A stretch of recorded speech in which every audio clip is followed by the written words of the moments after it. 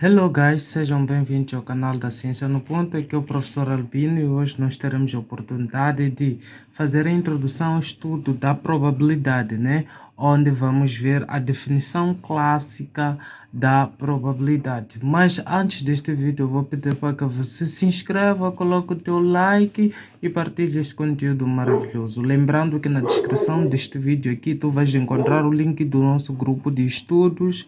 Assim como se tu quiseres preparação, podes entrar em contato conosco. Nós somos administradores que estão nestes grupos aí. Bom, hoje, como eu disse, nós vamos falar da definição clássica, ou estaremos a introduzir aqui o estudo da probabilidade. Como primeiro ponto, nós temos a definição clássica da probabilidade. Bom, a definição clássica da probabilidade, ela define, a probabilidade aqui ela é definida, como sendo o quê? O número de casos, a probabilidade aqui é definida como sendo o número de casos favoráveis sobre o número de casos possíveis. Lembrando que essa aula não é uma qualquer aula. Enquanto o professor estiver a escrever aí, você também deve estar aí a escrever aí, né? Porque o processo de ensino e aprendizagem, eu sempre digo que está 100% baseado na escrita. Quando eu escrevo para a mente, né? Escrevo e a informação ela vem na mente. Então, a definição clássica da probabilidade diz que a probabilidade será o número de casos favoráveis sobre o número de casos possíveis. Muito bem, querido. Então, o que é isto de casos favoráveis, né? Mas poderíamos falar sobre casos possíveis. Os casos possíveis muitas das vezes são iguais ao que nós chamamos de S, né? E o S é o espaço amostral. E o espaço amostral é o conjunto de todas as possibilidades. Né? As possibilidades. É o conjunto de todas as possibilidades. Todas as possibilidades. Lembrando que sempre os casos favoráveis são iguais ao espaço amostral e que o espaço amostral, neste caso, é o conjunto de todas as possibilidades. Para além do número de casos possíveis, temos aquilo que nós chamamos de casos favoráveis, né? Então, o número de casos favoráveis seria um subconjunto do espaço amostral, né? Então, o número de casos favoráveis será o subconjunto seria o subconjunto de quê? Do espaço amostral. Do espaço amostral, né? Ok, então, para nós entendermos como é que nós vamos aplicar esta fórmula aqui, nós poderíamos chamar um determinado exercício, né? Um exercício onde dizem, é um exemplo, né? Podemos chamar de exemplo número 1, né? Onde dizem que lança-se uma moeda não viciada ao ar. Não viciada ao ar. Qual é a probabilidade? Vou chamar de P. Qual é a probabilidade, né? Qual é a probabilidade de que saia coroa?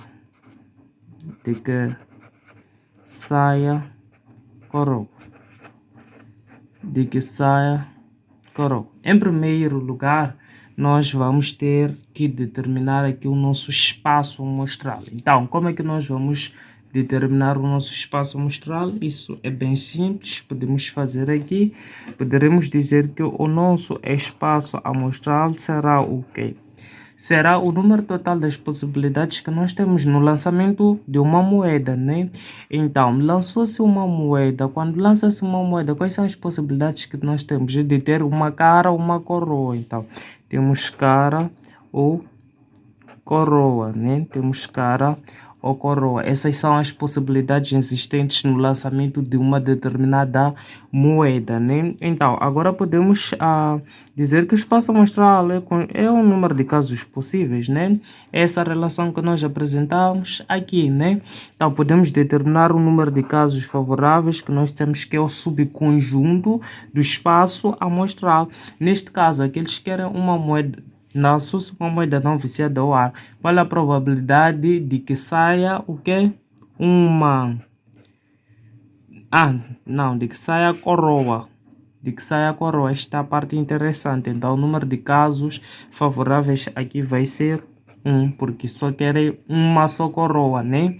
Então, vai ser 1. Então, nós sabemos que, pela definição clássica, a que nós acabamos de dar, que está aí em cima, a definição clássica que nós acabamos de dar, sabemos que a probabilidade para que saia cara será igual ao número de casos favoráveis sobre o número de casos possíveis. Bom, então a probabilidade para que saia cara será igual ao número de casos favoráveis, que temos que é 1 sobre o número de casos possíveis, que é o espaço amostral. No meu espaço amostral eu tenho quantos elementos? Tenho 2 elementos, então significa que aqui terei 2. Isto aqui vai dar 0,5, né? Então, para transformar em percentagem, posso multiplicar por 100, multiplicando por 100 ficaria com 50%, né?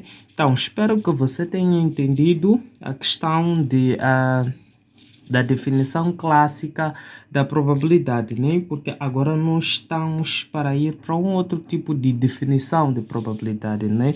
Nós queremos ver a probabilidade sob o ponto de vista de definição axiomática. Definição axiomática, né? Definição axiomática. Bom, o que é que diz a definição axiomática em relação à probabilidade? Bom, eu não vou escrever, mas você deve escrever o que estou a falar. Definição. Chama-se probabilidade a toda aplicação P. Chama-se probabilidade a toda aplicação P. Então, vou escrever aqui a toda aplicação P do conjunto PS. Do conjunto PS, escreva aí, no intervalo, neste caso de 0 a 1, tudo fechado, no intervalo de 0 a 1, de números reais que se verificam os seguintes axiomas, né?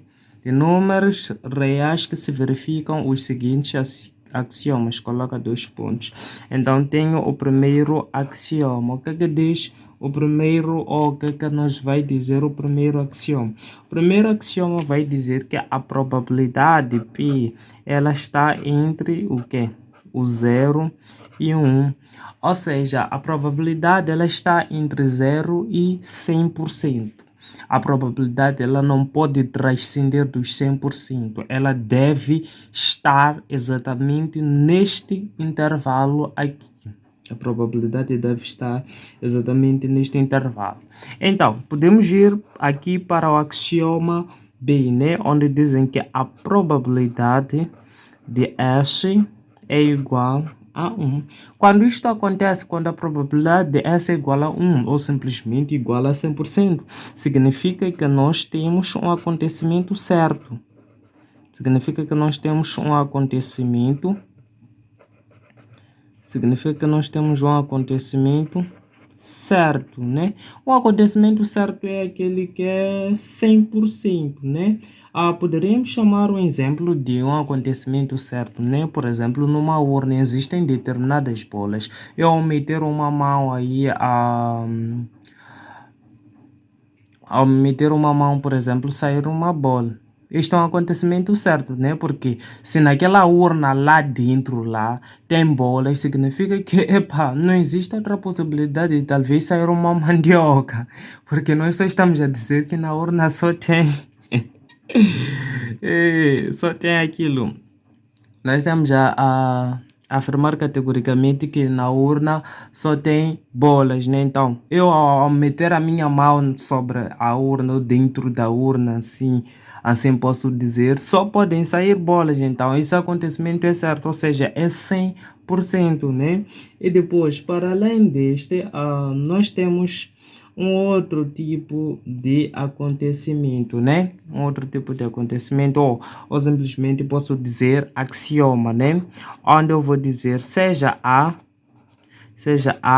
e B, dois acontecimentos disjuntos, né? Dois acontecimentos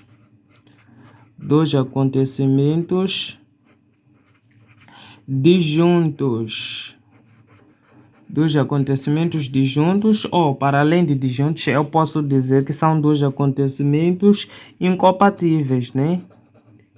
Incompatíveis. O prof já não sabe escrever, né? Seja A e B, dois acontecimentos incompatíveis ou disjuntos, né? Então, sabemos que dois acontecimentos incompatíveis ou disjuntos são aqueles em que não intersetam-se. Então, eu posso ter aqui um determinado conjunto A e aqui eu posso ter um determinado conjunto B, né? Então, tenho aqui este meu diagrama, né? Então, eu consigo perceber que a interseção entre o A e o B é conjunto vazio, porque não há nenhuma interseção aqui entre o A e o B. Então, se a interseção entre A e B é conjunto vazio, então isto significa que... O que que significa? Significa que a probabilidade da união desses dois acontecimentos disjuntos, a probabilidade da união de A e B sempre será igual ao que a probabilidade de A mais aqui a probabilidade de B, né? Mais a probabilidade de B. Então, é esta regra que você deve dominar. Lembrando que você deve saber, quando estamos perante acontecimentos disjuntos ou incompatíveis, a probabilidade da união entre eles será esta forma. É importante dominar estas fórmulas porque nós vamos usar durante a resolução de vários exercícios e vão nos safar de diversos problemas. Matemática não é só cálculo, matemática é teoria, matemática é leitura, né? Então, nós tivemos aqui esses três axiomas da probabilidade, mas para além desses três axiomas da probabilidade, existem consequências que foram deduzidas a partir da definição axiomática da probabilidade, a definição que você escreveu aí. Então, podemos ter a primeira consequência que eu vou chamar aqui de um determinado I, né? De um determinado I, onde eu tenho um acontecimento contrário, né? Ou posso dizer acontecimentos contrários.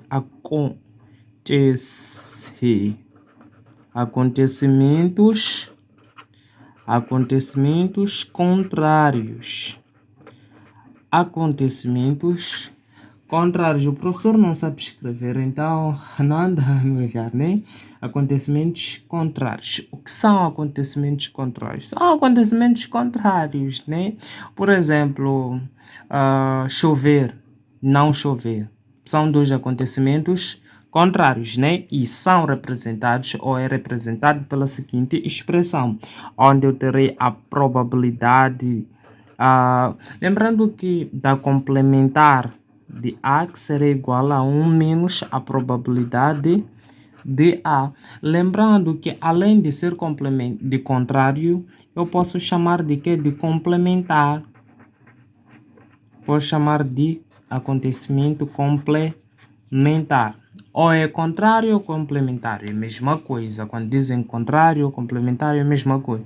Então, o que eu posso fazer aqui? Posso levar esse menos PA passar para o primeiro membro. Então, eu teria P A complementar, mais, porque isto aqui era negativo, quando passa para aqui, ficará positivo, que será igual a 1. Então, o que é que eu aqui vou deduzir? O que é que simplesmente vou concluir aqui? É que em acontecimentos complementares ou simplesmente contrários, essas duas fórmulas são válidas. Em acontecimentos complementares ou contrários, o somatório da probabilidade de não ocorrência de um determinado evento e a probabilidade da ocorrência de um determinado evento será igual a 1, e 1 que representa 100%. Então, eu posso chamar um exemplo básico que é para tu entenderes aqui. Exemplo, né? Se a probabilidade de não chover, a probabilidade de não chover, que eu vou chamar de C, é de 0,3, que é 30%, né? Se a probabilidade de não chover é de 0,3, calcule a probabilidade de chover. Queremos a probabilidade de chover, que será igual à probabilidade de chover. Nós sabemos que o somatório das probabilidades, a probabilidade neste caso de não chover, mais a probabilidade de chover será igual a 1, que é o 100%. Então, se eu quero a probabilidade de não chover e de chover, terei a probabilidade de chover que será igual a este 1 menos a probabilidade de não chover, porque vou levar este e vou passar para o segundo membro. Então, terei a probabilidade de não chover. Então, a probabilidade de chover terá que ser igual a 1 menos a probabilidade de chover, que é de 0,3, que representa 30%. Então, a probabilidade de chover aqui certamente que nos dará o 0,7, que podemos dizer que são 70%. Se você entendeu, você está a gostar do vídeo, diga aí nos comentários, diga aí, prof, eu estou amando, eu estou amando, né? Eu estou amando. Então, podemos ir agora muito bem. Lembrando que esta aula é mais teórica do que prática, mas teremos uma aula prática no canal. Esta aula era para que tu tivesses ou para que tu tenhas noção de probabilidade, né? Então, vamos agora para a probabilidade de evento impossível, né? A probabilidade de evento ou acontecimento, pode-se dizer evento assim como acontecimento, né? Acontecimento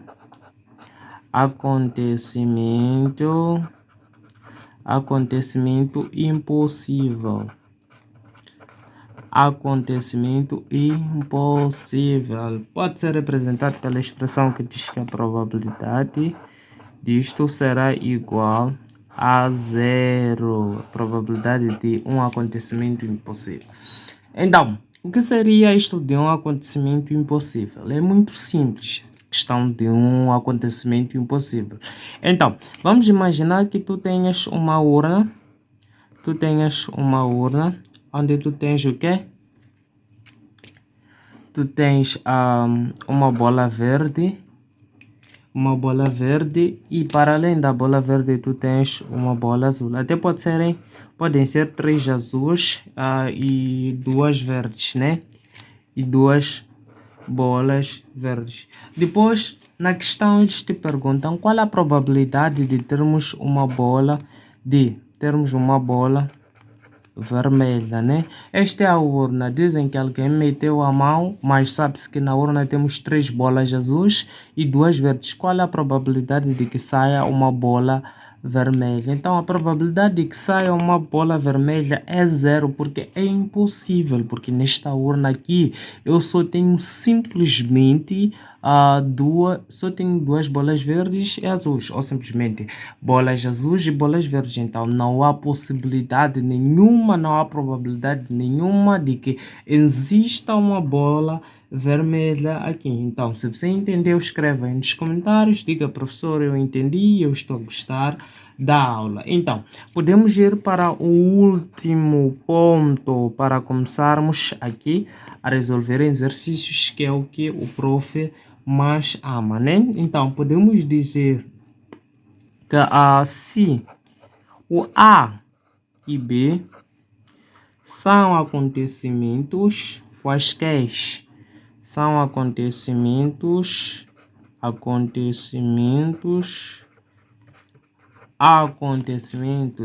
quaisquer, são acontecimentos quaisquer, vírgula, então o quê? Então o quê? A probabilidade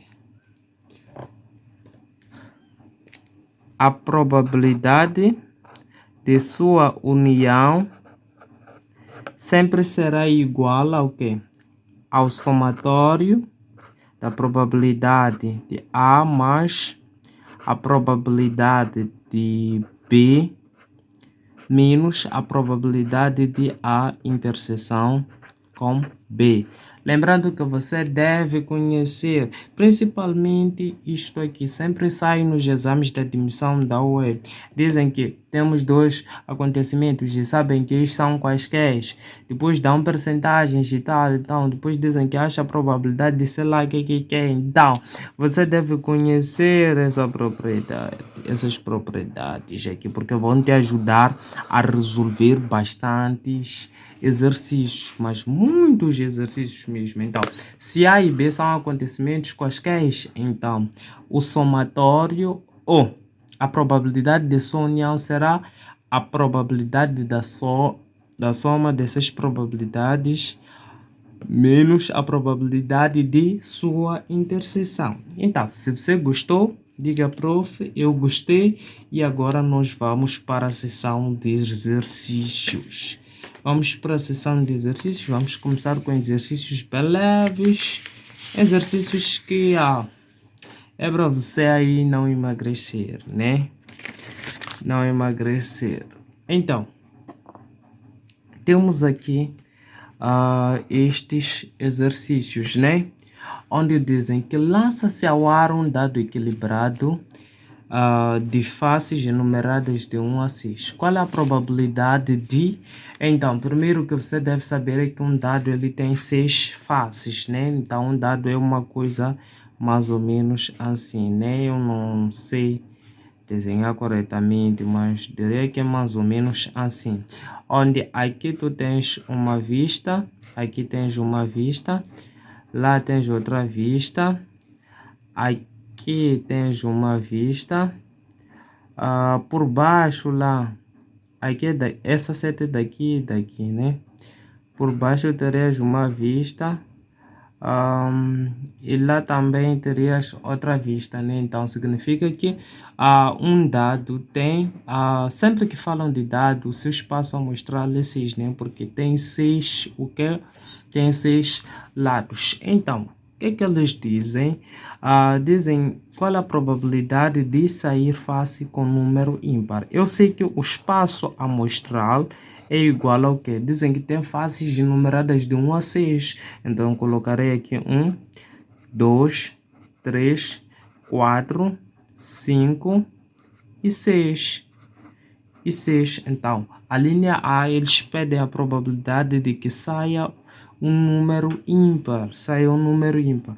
Então, eu sei que aqui neste meu conjunto eu tenho quantos números ímpares? 1 é ímpar, 3 é ímpar, 5 é ímpar. Tenho 3 números, né? Então, a probabilidade será o número de casos favoráveis sobre o número de casos possíveis. Lembrando que o número de casos possíveis eu sempre disse que era igual ao espaço amostral, que neste caso aqui vai ser o 6. E o número de casos favoráveis aqui o subconjunto de espaço amostral, neste caso que são os números ímpares que eles nos pediram, né? E aqui temos 1, 2, 3 números ímpares, então vou colocar 3, então posso simplificar por 3, fico com 1, simplifico por 3, aqui fico com 2, isso vai dar 0,5, que é 50%, e matamos esta questão. Bom, vamos para a linha B, né? Vamos para a linha B, onde dizem A probabilidade de sair um número divisível por 3. Bom, neste conjunto aqui de 1, neste conjunto de 1 a 6, quais são os números divisíveis por 3? Então, eu consigo perceber que os números divisíveis por 3 aqui, neste conjunto, são o próprio 3 e 1. Números divisíveis por 3 são 3 e 1.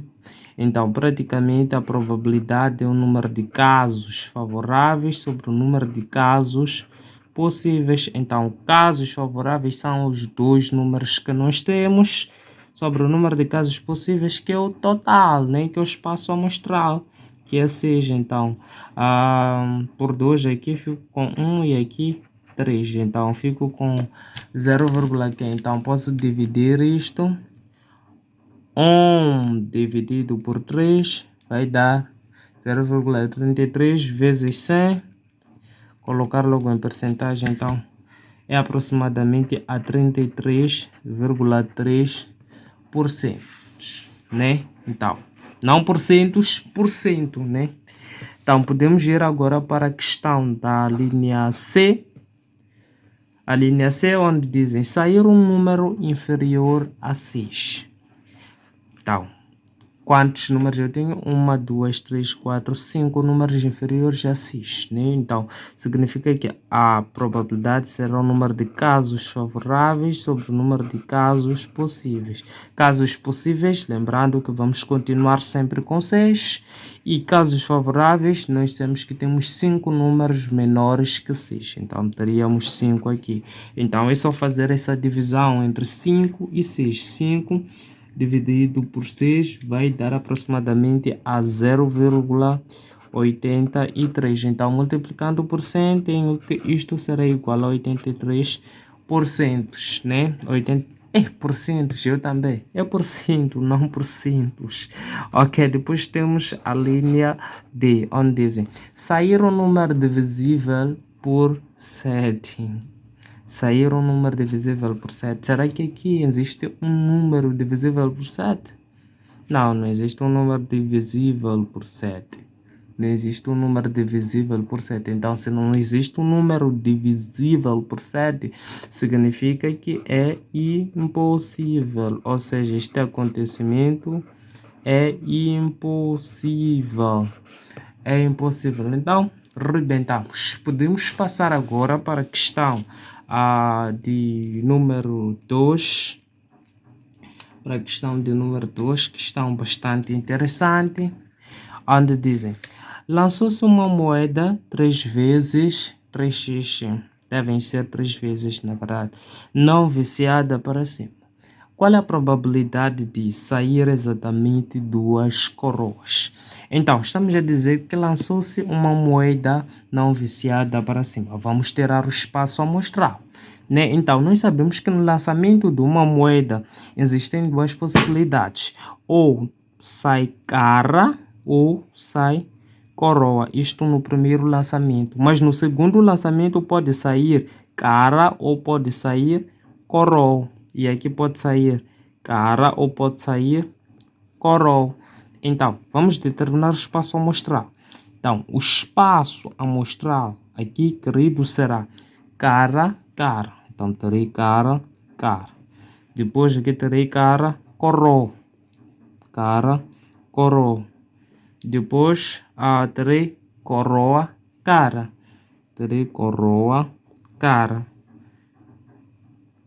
Lançou-se 3 vezes. Aqui é primeiro lançamento, segundo lançamento. Então significa que no outro pode sair cara ou coroa, né? Aqui pode sair cara ou coroa. Aqui pode sair cara ou coroa. Aqui pode sair cara ou coroa. Tá a fazer isso de 2 lançamentos. Então teria cara, cara, cara.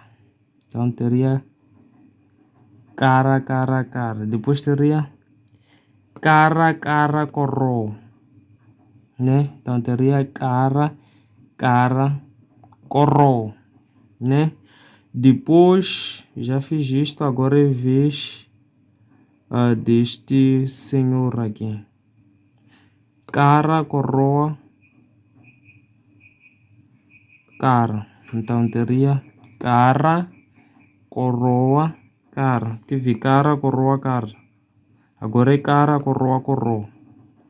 Então, terei cara, coroa, coroa. Ok? Isto aqui já acabou. Agora é vez desse. Terei coroa, cara, cara. Então, terei coroa,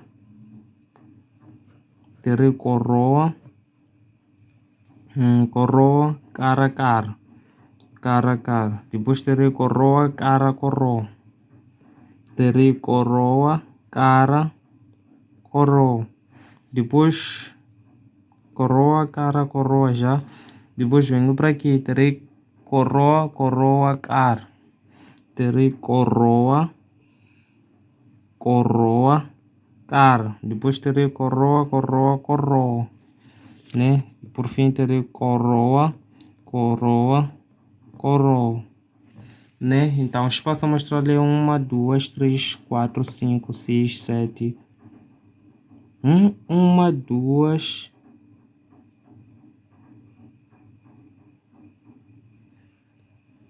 Espera lá.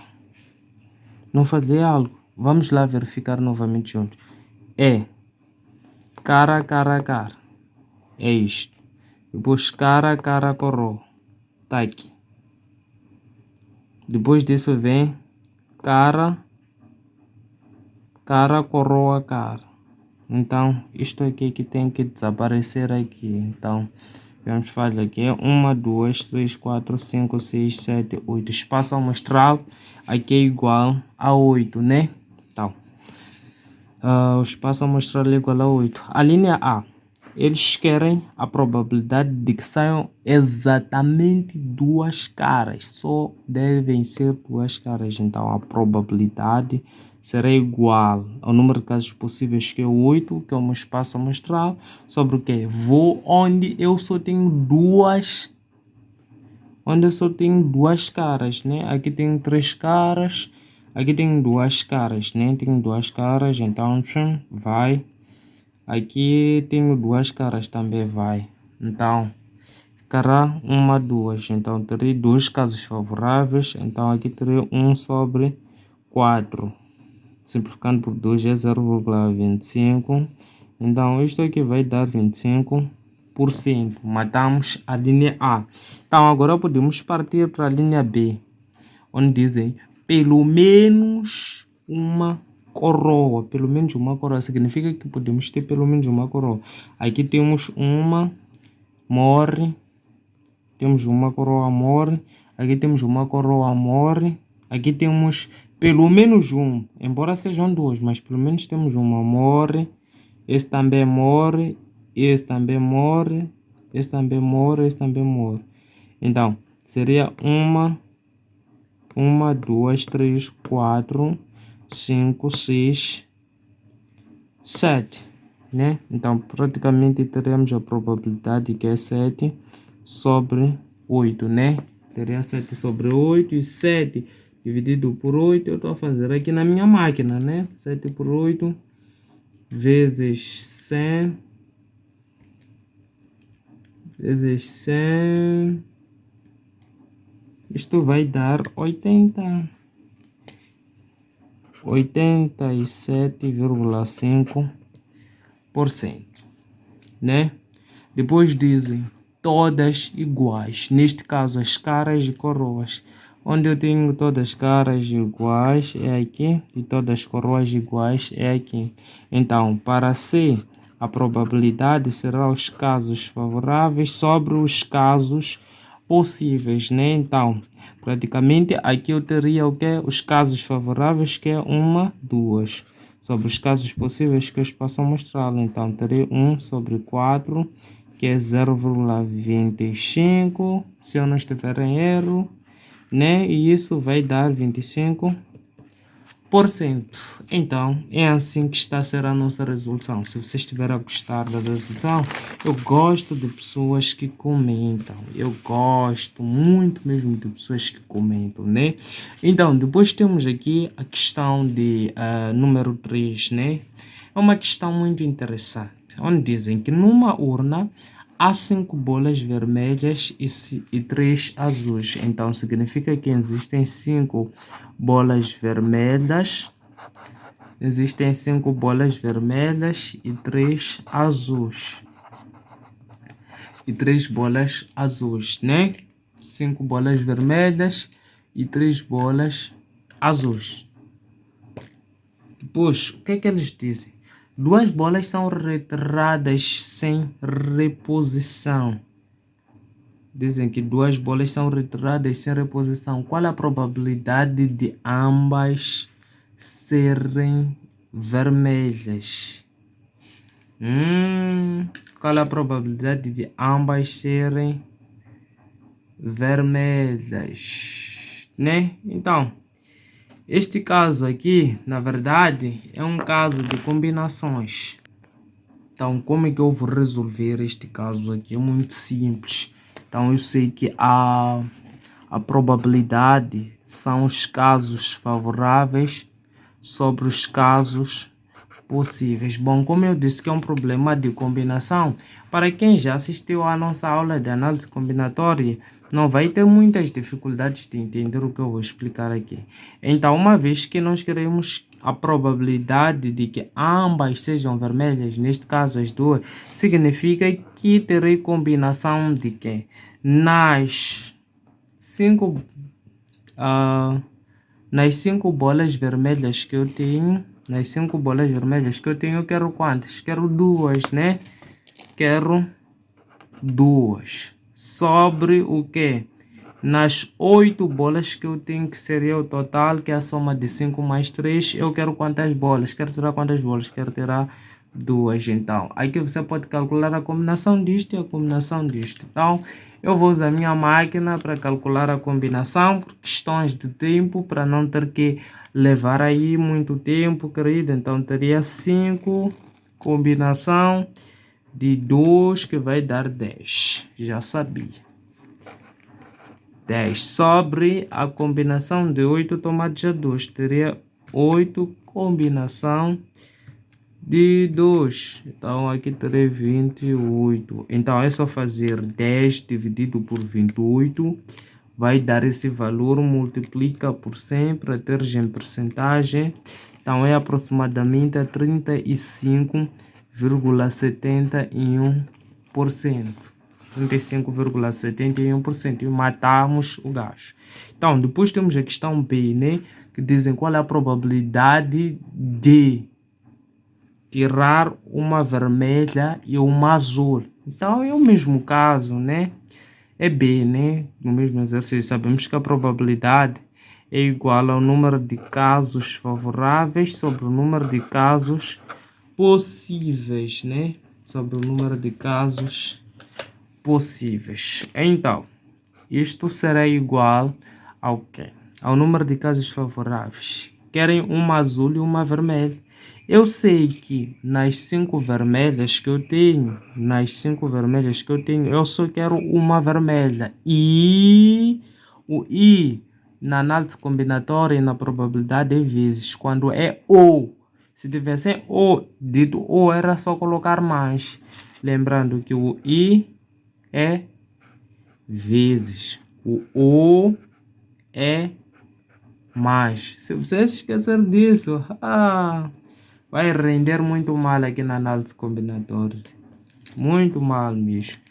Nas 5 vermelhas que eu tenho, eu quero uma. E nas 3 azuis que eu quero, eu quero um. Né? Sobre o que? O total. Que é nas 8, eu quero quantas? Uma, 2. Então, isto aqui vai dar 5 vezes 3, por combinação de 5 tomada 1 é 5. Combinação de 3 tomada 1 é o próprio 3. Sobre isto aqui já havíamos calculado aqui. Nós temos que daria 28. Então, praticamente fico com 15 sobre 28, que é igual ao quê? Posso fazer aqui 15 dividido por 28, que será igual a este valor, multiplico por 100 e terei em percentagem. Então, 53,57, né? Então, terei 53,57 É que é 5%. Posso deixar assim mesmo, né? Posso deixar assim mesmo. Acho que não há estresse nenhum. Então, boa, já estamos numa questão interessante daquelas propriedades ali onde vamos empregar aquelas propriedades, né? Onde dizem quatro. Seja o espaço amostral de resultados de uma experiência aleatória. E A e B, dois acontecimentos, sabendo que a probabilidade de A é igual a 30% e a probabilidade da união entre A e 7 é 70% e que A e B são incompatíveis, qual é o valor da probabilidade de A? Lembrando que na probabilidade de acontecimentos incompatíveis, onde a interseção entre eles é nula, ou seja, resulta em conjunto vazio, nós dissemos que teremos que a probabilidade da união entre eles, a que seria igual à probabilidade da união entre eles. Nós temos muito bem que seria igual à probabilidade de A mais a probabilidade de B. Então, eles disseram que a probabilidade de A é de 30%. Então, posso muito bem colocar 30% aqui, mais o quê? Que a probabilidade de B, que é o que pretendemos achar, será igual. A probabilidade de A união com B é de 70%. Então, vou colocar 70% aqui. Então, se eu quero o meu PB aqui,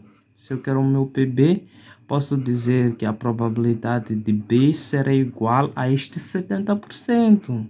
E posso levar o 30% para o segundo membro. Então, quando o 30% passa para o segundo membro, então praticamente vai ficar negativo. Então, tenho que esta diferença aqui vai resultar em 40%. Então, estamos a arrebentar o gás. Se estiver a gramar da aula, diga aí, prof, estou a gostar. Então, temos aqui mais uma questão interessante, né? Lembrando que a próxima aula de probabilidades eu vou trazer diversas questões interessantes da Universidade Eduardo Mondlane, da Universidade Pedagógica também, né? Então, haverá a próxima aula, né? Apesar de que essa aula aqui já é uma aula suficiente para você arrebentar muitos casos, né? Mas haverá uma outra aula prática, né? Onde dizem que uma urna contém bolas amarelas e azuis. Sabe-se que o número das azuis é 14 e que, tirando-se ao acaso uma bola da caixa, a probabilidade de ser azul é 2/3, né? Então, dizem que a probabilidade de ser azul é igual a 2/3. Então, o que o problema diz? Sabe-se que o número de bolas azuis é 14. Sabemos que as bolas azuis são 14. Quantas bolas há na caixa? Queremos saber o número de bolas que há ou que existem na caixa. Nós sabemos que a probabilidade será igual ao número de casos favoráveis sobre o número de casos possíveis. Então, neste caso aqui, estamos em função de quê? Das bolas azuis. Então, a probabilidade será o quê? 2/3. Então, teríamos aqui o 2/3, que será igual ao quê? Ao número de casos favoráveis. O número de casos favoráveis em relação às bolas azuis, nós dissemos que eram quantas? Azuis que nós temos são 14. Sobre o número de casos possíveis que nós não temos, né? Número de casos possíveis, então. Casos possíveis. Então, posso muito bem fazer que tinha que estar assim, ok? Para ficar bonito. Então, posso muito bem fazer meios extremos de modo a eu achar os meus casos possíveis, né? Então, teria 2 vezes casos possíveis, que serão igual a 3 vezes 14. Então, 3 vezes 10, 3 vezes 14 é o que? Não sei. 3 vezes 14. É isso aí mesmo. 3 vezes 14 é 42. É 42, né? 3 vezes 14 é 42. Então, casos possíveis será igual a 42. Este está a multiplicar, passa para o segundo membro a dividir. Então, o número de casos possíveis aqui terá que ser igual a 21. Encontrei o número de casos possíveis. Então, o que é que eles disseram? Eles disseram que na urna... aqui queria o número de bolas amarelas, né? Queria o número de bolas amarelas. Se houve uma falha, quantas bolas amarelas há na caixa, né? Quantas bolas amarelas há na caixa? Então, se eu tenho azuis e digo que no total eu tenho 21, então para eu achar o número de bolas amarelas, será o total menos os casos, será o total menos os azuis, né? Será o total menos as bolas azuis. Então, o total, que é o número de casos possíveis, é 21 menos 14. Então, quanto é que resulta 21 menos 14? Então, 21 menos 14 é igual a 7. Então, significa que na minha urna existem 14 bolas azuis e 7 bolas amarelas. 7 bolas amarelas. É assim como você deve pensar em vários casos de probabilidade. Se você quer explicação conosco, pode entrar em contato com 8579 43 333. Damos explicação para todas as classes, matemática, física, química e preparação para exames de admissão às universidades, GTP, IFP, por aí. Então, se você quer preparação conosco, não hesite em contatar este número. Lembrando que na descrição deste vídeo existe lá o nosso canal, o nosso link, os nossos grupos do WhatsApp. Entre, junte-se a nós e vamos nos alegrar. Vamos nos alegrar. Então, se você gostou dessa aula, eu acho que mereço um like da sua parte, uma partilha. Então, querido, foi bom estar aqui contigo. Agora que horas são? São 0h45. São 0h45. Não são 0h45, são 2. São 2h43. Então, o prof estava aí a gravar esse vídeo, né? Então, se você gostou da aula, se inscreva, beijinhos e tchau!